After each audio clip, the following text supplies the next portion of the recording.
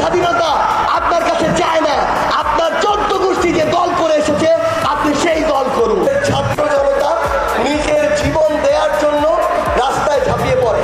2024 সাল এমন একটি সাল যেখানে এই ছাত্র জনতার অভ্যুত্থান ছাত্রদের একটি কোটা সংস্কার আন্দোলনকে কেন্দ্র করে শুরু হলো। সামনে যে ভবিষ্যৎ প্রজন্ম রয়েছে কিংবা আরেক পাশে আমাদের অগ্রজ অভিজ্ঞতা সম্পন্ন যারা রয়েছে, আমাদের ঐক্যবদ্ধভাবে থেকে দেশের বৃহত্তর স্বার্থে ক্ষুদ্র ক্ষুদ্র স্বার্থগুলোকে, ক্ষুদ্র ক্ষুদ্র মান অভিমানগুলোকে এক পাশে রেখে বাংলাদেশের জন্য কাজ করতে হবে, রংপুরের জন্য কাজ করতে হবে।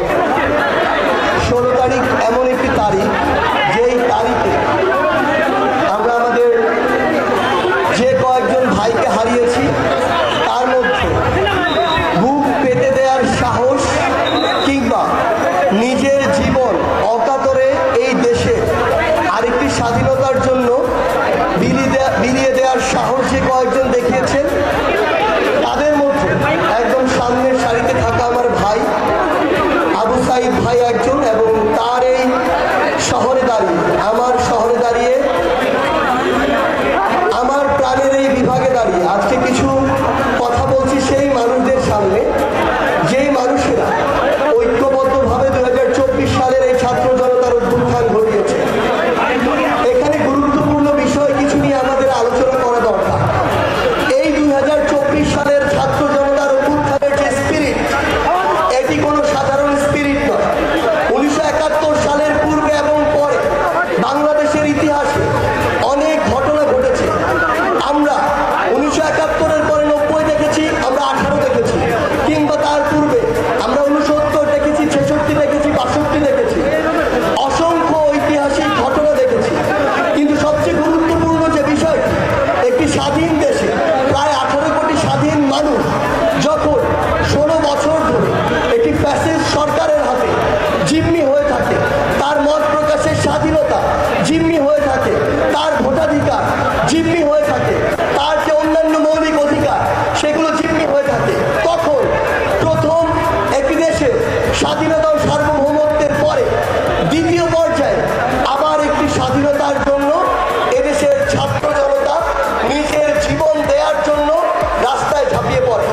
আমরা অসংখ্য জায়গায় দেখেছি আমার কোনো এক ভাই গুলি খেয়ে রাস্তায় পড়ে রয়েছে, তাকে অন্য 2 জন ভাই তার ওই শহীদ দেহটি নিয়ে সরিয়ে নিয়েছে, তাদের ওই 3 জনের জায়গায় পিছন থেকে এসে আবার 3 জন দাঁড়িয়ে গিয়েছে জীবন দেওয়ার জন্য। এটা হচ্ছে সেই স্পিরিট, যে স্পিরিট নিয়ে ওই সিএমএইচ ঢাকা মেডিকেল সহ বিভিন্ন হসপিটালে আমার অসংখ্য ভাই একটি হাত হারিয়ে, একটি পা হারিয়ে, আরেকটি হাত, আরেকটি পা বিলিয়ে দেওয়ার জন্য এখনো প্রস্তুত রয়েছে। এটি হচ্ছে সেই স্পিরিট। আমার যে ভাই তার নিজের 2টি চোখ হারিয়ে পৃথিবীকে দেখার যে চিরতর বাসনা, সেই বাসনাকে ধূলিসাৎ করে তার পরিবারে, তার প্রিয় মানুষগুলো, তার সন্তান, তার সহধর্মী, এই মানুষগুলোকে সারা জীবনের জন্য দেখার যে দৃষ্টি, সেই দৃষ্টির 2 চোখ হারিয়ে এখনো তার নিজের জীবন দেওয়ার জন্য প্রস্তুত রয়েছে। আমাদের বুঝতে হবে এই যে 2024 সালের ছাত্র জনতার যে স্পিরিট, সেই স্পিরিটটি এমনি এমনি তৈরি হয়নি। বিগত 16 বছর ধরে বাংলাদেশের সকল রাজনৈতিক দল বিভিন্নভাবে বিভিন্ন সময়ে আমাদের এই ফ্যাসিস্ট সরকারের বিরুদ্ধে আন্দোলন করেছিল, কিন্তু এই আন্দোলনগুলো কখনো সফল হয়নি। কারণ পুরো বাংলাদেশ কোনো সময়ে আমরা ঐক্যবদ্ধ। এই 2024 সালে যখন এটি শেষ হয়, তখন এটি ছাত্র জনতার এমন একটি আন্দোলনে রূপান্তর হয়েছিল যেখানে ওই ফ্যাসিস্ট আওয়ামী লীগের দোসররা ব্যতীত বাংলাদেশের সকল রাজনৈতিক দল, সকল মত, সকল ধর্ম, সকল বর্ণ, সকল বয়সের মানুষ একত্রিত হয়ে, ঐক্যবদ্ধ হয়ে রাস্তায় নেমেছিল বলেই ওই ফ্যাসিস্ট হাসিনার পতন ঘটেছিল। আমাদের মনে রাখতে হবে, ফ্যাসিস্ট হাসিনা সহ তার কিছু দোসর হয়তো দেশ ছেড়ে পালিয়েছে, তার কিছু দোসর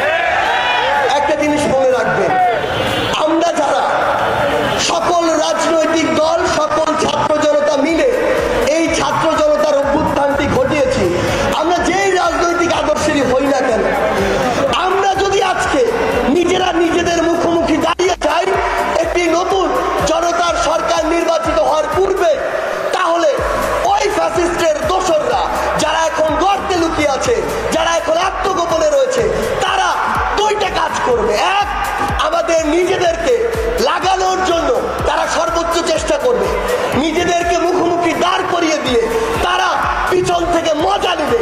এবং তৃতীয়ত, আমরা নিজেরা যখন নিজেদের মধ্যে সংঘাতে লিপ্ত হব, এই সুযোগটি নিয়ে তারা তাদের দেশের ভিতরের দেশের বাইরের যত দোসর রয়েছে সকলকে নিয়ে আমাদের উপরে পাল্টা আরেকটি হামলা করবে। গুরুত্বপূর্ণ কথাটি হচ্ছে, পিছন থেকে যেই সাপেরা এখনো ছোবল দেওয়ার জন্য অপেক্ষা করছে, তাদেরকে প্রতিহত করার জন্য সবচেয়ে গুরুত্বপূর্ণ বিষয়, রাজনৈতিক আদর্শকে এক পাশে রেখে দেশের স্বার্থে, স্বাধীনতার স্বার্থে, বাংলাদেশের জন্য, আমাদের নিজেদের স্বার্থে আবারও 24-এর এই স্পিরিটটিকে সাথে নিয়ে আমাদের যে কোনো মূল্যে ঐক্যবদ্ধ থাকতে হবে। এই যে আন্দোলন, এই আন্দোলন একটি সরকারি বিশ্ববিদ্যালয় থেকে শুরু হলেও এই আন্দোলন কোনোদিন শুধু একটি বিশ্ববিদ্যালয়ের আন্দোলন ছিল না।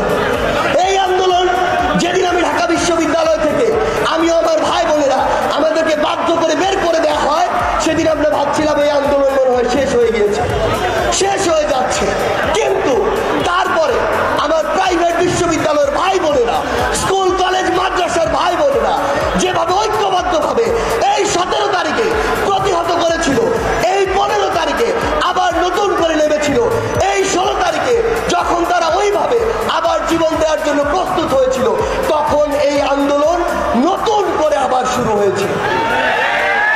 এই আন্দোলনে প্রত্যেকেরই তার জায়গা থেকে সর্বোচ্চ অবদান রয়েছে। আমাদের কোনো প্রয়োজন নেই কাউকে ছোট করার, কাউকে বড় করার, কারণ আমরা জানি না কে কার জায়গা থেকে কতটুকু সাফার করেছে, কতটুকু কষ্ট করেছে। আমরা জানি না ওই হাসপাতালে আমার কোন ভাইটি এখনো কাজ পাচ্ছে, আমরা জানি না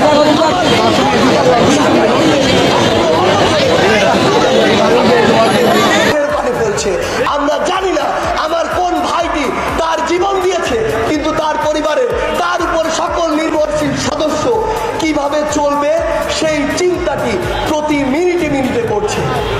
সেই জায়গা থেকে আজকে যদি আমরা আবার ওই রাজনৈতিক আদর্শকে সামনে রেখে বিভাজিত হয়ে নিজেদের মধ্যে এই কাদা ছোড়াছড়ি শুরু করি, তাহলে যেটি হবে, এই যে 24-এর ছাত্র জনতার যে অভ্যুত্থান, এই অভ্যুত্থানের সকল স্পিরিট এই ধুলায় এত সহজেই মিশে যাবে। এবং যেটি আজকে দেখো, আজকে থেকে 50 বছর পরে, 100 বছর পরে যখন বাংলাদেশের ইতিহাস লেখা হবে, তখন আমাদেরকে সেই অংশের অন্তর্ভুক্ত করা হবে যারা একটি স্বাধীনতা সৌভাগ্যক্রমে পেলেও সেটি রক্ষা করতে পারেনি।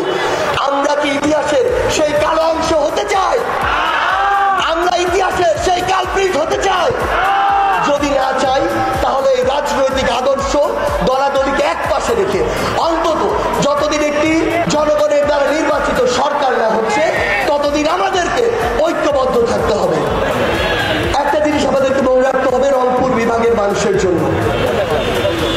এই রংপুর বিভাগ হয়ে আমরা যারা এখানে রয়েছি, আমাদের কিছু গুরুত্বপূর্ণ আসলে সমস্যাও রয়েছে। এই যে সমস্যাগুলো, এই সমস্যাগুলো স্বীকার করা সবচেয়ে বেশি গুরুত্বপূর্ণ। গুরুত্বপূর্ণ কেন? কারণ আপনি যদি আপনার সমস্যার উপরে কাজ করে সেই সমাধানের দিকে যেতে চান, আপনার প্রথমে বের করতে হবে আপনার সমস্যা কোথায়। আমাদের সবচেয়ে বড় সমস্যা হচ্ছে আমরা ব্যক্তিগত কিছু ছোট ছোট স্বার্থের জন্য, কিছু অর্থের জন্য, কিছু পজিশনের জন্য আমরা সামগ্রিকভাবে আমার পুরো রংপুরের স্বার্থকে এত বছর ধরে বিলিয়ে দিয়ে এসেছি। আমরা এই রংপুরে দেশের প্রথম সারির একটি বিশ্ববিদ্যালয় এখনো প্রতিষ্ঠা করতে পারিনি। আমরা এই রংপুরে এখনো দেশের সেরা একটি মেডিকেল কলেজ এখনো বিনির্মাণ করতে পারিনি। এখনো যখন আমাদের এই রংপুরে আমার কোন একজন ভাই বা বোন একদম সিরিয়াসলি অসুস্থ অবস্থায় চলে যান, তাকে দৌড়ে নিতে হয় ঢাকায়। এই যে ঢাকা 8 থেকে 10 ঘন্টার যে রাস্তা, এই রাস্তা অতিক্রম করতে করতে একটা মানুষ কয়বার মরবে আপনারা নিজ ভাই চিন্তা করেন। আমরা কেন ওই ঢাকায় যে হসপিটালগুলোতে আমরা যাই, সেই হসপিটালগুলোর মতো কয়েকটি হসপিটাল এই রংপুরে প্রতিষ্ঠা করতে পারি না?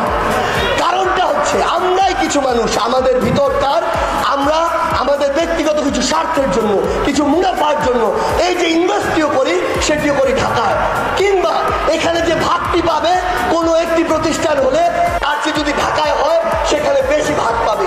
এই জন্য আমাদের চিন্তা হচ্ছে ভাগ যেখানে বেশি পাওয়া যাবে সেখানে আমরা আমাদের ব্যবসা করব। এলাকার কথা আমাদের মাথায় থাকে না। একই জিনিস মনে রাখবেন, আমরা যদি এগিয়ে যেতে চাই সবার আগে যে জিনিসটি দরকার আমাদের শিক্ষা ক্ষেত্রে এগিয়ে যাওয়া। আজকে আমার রংপুর বিভাগে হাতে গোনা 2-3টি বিশ্ববিদ্যালয় এবং সেই বিশ্ববিদ্যালয়গুলোর বাজেট এমন দেওয়া হয় যা দেশের প্রথম সারির বিশ্ববিদ্যালয়ের তুলনায় শিক্ষি করিও না। আপনি যখন একটি বিশ্ববিদ্যালয়কে ভালো পর্যায়ে নিতে চাইবেন, আপনি যখন শিক্ষার্থীদেরকে যারা দেশের সেরা মেধাবী তাদেরকে ওই বিশ্ববিদ্যালয়গুলোতে চাইবেন, তখন আপনার ঠিক ততটুকু পরিমাণ বাজেট প্রয়োজন হবে। আপনি দেখবেন দেশের অধিকাংশ বিভাগে বড় বড় ইঞ্জিনিয়ারিং বিশ্ববিদ্যালয় রয়েছে, কিন্তু এই রংপুর বিভাগে কি আছে? আপনি যদি আপনারা সহ শুরু করে যারাই আগামী এই রংপুরের নেতৃত্বে থাকবেন, আপনাদের অনুরোধ করছি দেশের সেরা একটি ইঞ্জিনিয়ারিং বিশ্ববিদ্যালয় এই রংপুর বিভাগে লাগবে। দেশের সেরা কয়েকটি মেডিকেল হসপিটাল এবং একটি মেডিকেল বিশ্ববিদ্যালয় এই রংপুর বিভাগে লাগবে। আমরা বছরের পর বছর ধরে বলি তিস্তা ব্যারেজের কথা, আপনাদেরকে পরিসংখ্যান শোনায়। বাংলাদেশের জেলাগুলোর বিভিন্ন গ্রেড রয়েছে। বাংলাদেশে এ গ্রেডের কিছু জেলা, বাংলাদেশের প্রথম সারির কিছু সিটি কর্পোরেশন যেই বাজেট পায় বছরে, পুরো রংপুর বিভাগ সেই বাজেট পায়নি 16 বছরে। এই বিষয়গুলো নিয়ে আপনাদের কথা বলতে হবে। মনে রাখবেন, কথা বলার যে সুযোগটি সেই সুযোগটি আপনাদেরকে দেয়া হয়েছে।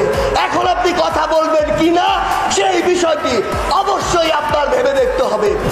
আজকে আমার সবচেয়ে যে বিষয়টি ভালো লেগেছে, আমাদের এই যে সাংবাদিক ভাইরা, যেই সাংবাদিক ভাইরা বিগত 16 বছরে যা বলা উচিত ছিল, যা বলতে চেয়েছিল তা কিন্তু তারা বলতে পারে নাই, কিন্তু আজকে এত বড় একটি মঞ্চে হাজার হাজার ছাত্র জনতার সামনে তাদের যে জিনিসটি মনোভূত হয়নি তারা প্রতিবাদ জানাতে পেরেছে। এটি হচ্ছে 2024 সালের ছাত্র জনতার একদম টেক্সটবুক এক্সাম্পল। আমি আমার সাংবাদিক ভাই বোনদের একটি কথা বলি, আমরা যখন ওই ডিজিএফআই এর হেফাজতে ছিলাম, ডিবির হাউস ভাইয়ের হেফাজতে ছিলাম, তখন আমাদের এই সাংবাদিক ভাইদের মধ্যে অনেক ভাই অনেক নিউজ প্রকাশ করতে চেয়েছিল, তাদেরকে চাপ দিয়ে প্রকাশ করতে দেওয়া হয় নাই। এটা যেমন সত্য, আবার অনেকে আমাদের বিষয়টিকে ছোট করে কিংবা আমাদের বিষয়টিকে এক পাশে রেখে এই যে সংবাদগুলো সেগুলো স্কিপ করেছিল, এটাও সত্য। আমি আমার ভাইদেরকে একটি জিনিস অনুরোধ করি, আপনাদের উপর বিশাল দায়িত্ব। এই রংপুরের একজন ইন্ডিভিজুয়াল যেই জিনিসটি 1000 মানুষের কাছে নিতে পারবে, আপনারা সেটি পুরো বাংলাদেশের সামনে নিতে পারবেন। সেই জায়গায় যেখানে আপনি চাঁদাবাজি দেখেন, যেখানে সিন্ডিকেট দেখেন, হাসপাতালগুলোতে যেখানে ঘুষ দেখেন, একটা পিয়নের নিয়োগের জন্য যেখানে 20 লক্ষ টাকা নিতে দেখেন, একটা থানায় মামলা নেওয়ার জন্য যেখানে হাজার হাজার টাকার লেনদেন দেখেন, ওই হাইকোর্টে একটি মামলা পরিচালনার জন্য যেখানে লক্ষ টাকার লেনদেন দেখেন, সেগুলো আপনাদেরকে তুলে ধরতে হবে। এগুলো আপনাদের দায়বদ্ধতা। যদি আপনারা এগুলো না করেন, আপনার পেশার যে স্পিরিট, আপনার পেশার যে ইথিক্যাল গ্রাউন্ড, সেগুলোর সাথে আপনি বিক্রি করবেন। রংপুরে ফিরে আসে, এই রংপুর বিভাগ আমার তিস্তা ব্যারেজ প্রকল্প করতে 1000 কোটি টাকার দরকার এই ম্যানেজমেন্টের জন্য। ওই ফ্যাসিস্ট সরকার পদ্মা সেতু এবং পদ্মা রেল সংযোগ সেতু করতে প্রায় 70,000 কোটি টাকা খরচ করেছে। দুইটা বিভাগের দুইটা সংযোগ, রেল এবং সড়ক, এটি করতে সে 70,000 কোটি টাকা খরচ করেছে। অথচ আমার এই রংপুর বিভাগের কোটি মানুষ যেখানে ক্ষতিগ্রস্ত হচ্ছে, যেটি করতে 1000 কোটি টাকা দরকার ছিল, সেটি ওই ফ্যাসিস্ট সরকার করতে পারেনি।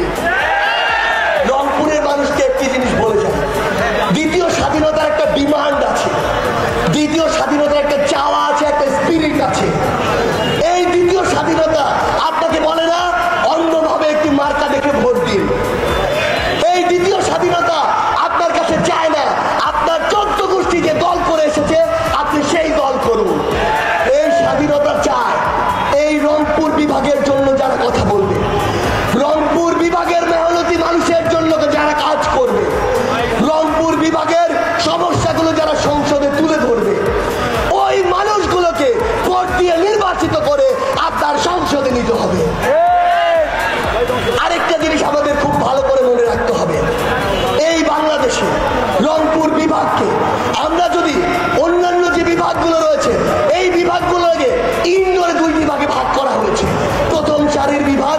দ্বিতীয় সারির বিভাগ। আমার রংপুর, যেখানে বাংলাদেশের 64টি জেলার মধ্যে 8টি জেলা রয়েছে, সেই রংপুর কেন দ্বিতীয় সারির একটি বিভাগ হবে? সেই রংপুরের মানুষ কেন দ্বিতীয় সারির একটি বরাদ্দ পাবে? সেই জায়গা থেকে আমাদের সবচেয়ে গুরুত্বপূর্ণ দায়িত্ব হচ্ছে আমাদের যে পরবর্তী প্রজন্ম, আমাদের যে সন্তানেরা, তাদেরকে আপনারা সর্বোচ্চ সুশিক্ষায় শিক্ষিত করুন।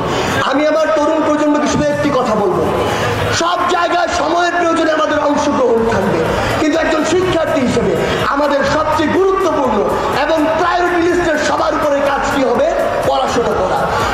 একটি জিনিস আপনাদের মনে রাখতে হবে, আপনি যে জায়গায় যান না কেন, আপনি রাস্তায় নেমে এক পাশে এমন একটা অভ্যুত্থান ঘটিয়ে ফেলতে পারবেন, এটা সত্য, আপনারা প্রমাণ করে দেখিয়েছেন। কিন্তু এই দেশটাকে 100 বছর যদি আপনারা এগিয়ে নিয়ে যেতে চান, তাহলে এই দেশের সেই কোয়ালিটিফুল রিসোর্স তারা রাখবে। বাংলাদেশে, ভারত সহ বিদেশের অসংখ্য দেশ তাদের দেশের জনশক্তি এসে লক্ষ কোটি ডলার নিয়ে যায় শুধুমাত্র তাদের বেতন হিসেবে। আমাদের সবচেয়ে গুরুত্বপূর্ণ কাজ হচ্ছে ওই পদগুলোর জন্য নিজেকে কোয়ালিটি ফুল হিসেবে তৈরি করা। একটি জিনিস শুধু বলে দিতে চাই, এই 2024 সালের যে স্পিরিট, সেই স্পিরিটকে যদি আমরা ধরে রাখতে চাই, তাহলে আমাদের তরুণ প্রজন্মকে আমাদের বাঁচাতে হবে, মাদকের ছোবল থেকে বাঁচাতে হবে, সোশ্যাল মিডিয়ার যে অপব্যবহার সেগুলো থেকে বাঁচাতে হবে। এটা মনে করার কোনো কারণ নেই আমার সন্তান আমাকে যা দেখাচ্ছে তাই সত্য। আমরা জানি না পিছনে কি ঘটছে, আমরা জানি না আড্ডা দিতে গিয়ে কি ঘটছে, আমরা জানি না পড়াশোনা করতে কি ঘটছে। এখানে যেমন আমার পরিবারের দায়িত্ব রয়েছে, আমার সামনে যারা আমার তরুণ প্রজন্ম রয়েছে তাদের ব্যক্তিগত জায়গা থেকে অনেক দায়িত্ব রয়েছে। দায়িত্ব রয়েছে আমার বাবা মার কথা মানা, আমাদের পারিবারিক যে মূল্যবোধ, নৈতিকতা, বড়দের সম্মান করা, ছোটদের স্নেহ করা, এই যে মিনিমাম ম্যানারগুলো, এই ম্যানারগুলো থেকে আমরা নিজেদের অজান্তে কিছুটা দূরে সরে যাচ্ছি। কিন্তু আমাদের অবশ্যই এই ম্যানারে আসতে হবে, কারণ সবচেয়ে গুরুত্বপূর্ণ যে বিষয়টি সেটি হচ্ছে শৃঙ্খলা। আপনি যদি আপনার জীবনে একটি গুরুত্বপূর্ণ ধাপে না যাওয়া পর্যন্ত এই শৃঙ্খলাটি বজায় না রাখতে পারেন, তাহলে আমাদের যে লাইন, সেই লাইন থেকে আমাদের চ্যুত হতে হবে। আমাদের এখানে অসংখ্য ভাই রয়েছেন যারা আজকে নির্দ্বিধায় একটি পাঞ্জাবি পরে, একটি টুপি পরে, একটি পায়জামা পরে আসতে পেরেছেন। এটাই 24-এর ছাত্র জনতার সবচেয়ে বড় স্বাধীনতা। কারণ বিগত 16 বছরে এই যে ড্রেসগুলো, এই ড্রেসগুলো দেখলে তাদেরকে ইচ্ছা মতো ট্যাগ দেওয়া হয়েছে। আমি জানি আজকে বাংলাদেশের সকল রাজনৈতিক আদর্শের ভাইরা বোনের এখানে উপস্থিত আছেন। একটা জিনিস শুধু আপনাদের বলি, বিগত 16 বছর ফ্যাসিস্ট আওয়ামী লীগ আপনাকে ওই জেলে ঢুকিয়েছে মিথ্যা মামলা দিয়ে, আপনাকে হাইকোর্টে চক্কর কাটিয়েছে মিথ্যা মামলা দিয়ে, আপনাকে থানায় ঘুরিয়েছে মিথ্যা মামলা দিয়ে, আপনার উপরে চাঁদাবাজি করেছে অন্যায়ভাবে, আপনার উপরে সিন্ডিকেটের বোঝা চাপিয়ে দিয়েছে অন্যায়ভাবে। এই কারণে 16 বছর পরে সকল রাজনৈতিক দল ঐক্যবদ্ধ হয়ে ওই ফ্যাসিস্টের পতন ঘটিয়েছে।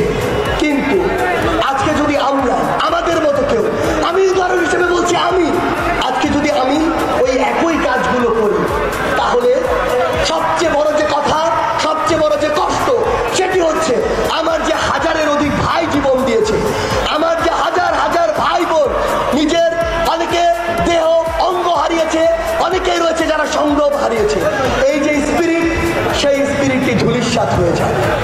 সেই জায়গা থেকে আপনাদের প্রতি অনুরোধ, যে নির্মম নির্যাতন নিপীড়নগুলো দেখে 16 বছর পরে এই ছাত্র জনতার অভ্যুত্থান ঘটিয়েছে, অভ্যুত্থান হয়েছে, আপনাদের কাছে বিনীত অনুরোধ, দয়া করে ঐক্যবদ্ধ থাকুন এবং এই কাজগুলো থেকে শিক্ষা নিয়ে এই কাজগুলো থেকে বিরত থাকুন। না হলে ওই শেখ হাসিনার যে অবস্থা হয়েছে, সালমান এফ রহমানের যে অবস্থা হয়েছে, বিবি হারুনের যে অবস্থা হয়েছে, আজ না 10 বছর পরে হোক, 16 বছর পরে হোক, যারা এই বিষয়গুলোতে এখনো ধারণ করবে তাদেরও ওই একই অবস্থা হবে। পরিশেষে রংপুরের মানুষকে, আমার ছাত্র জনতাকে দুটি কথা বলে শেষ করতে চাই। যে ছাত্র জনতা ঐক্যবদ্ধ, এই ছাত্র জনতার অভ্যুত্থান ঘটিয়েছে, শুধু একটা জিনিস মনে রাখতে হবে আমাদের, আমরা কোনো অথরিটি না, আমরা একটা প্রেসার গ্রুপ। এই প্রেসার গ্রুপটি কোনো কাজ যদি করতে চায়, তাকে অবশ্যই আইনগত প্রক্রিয়ায় করতে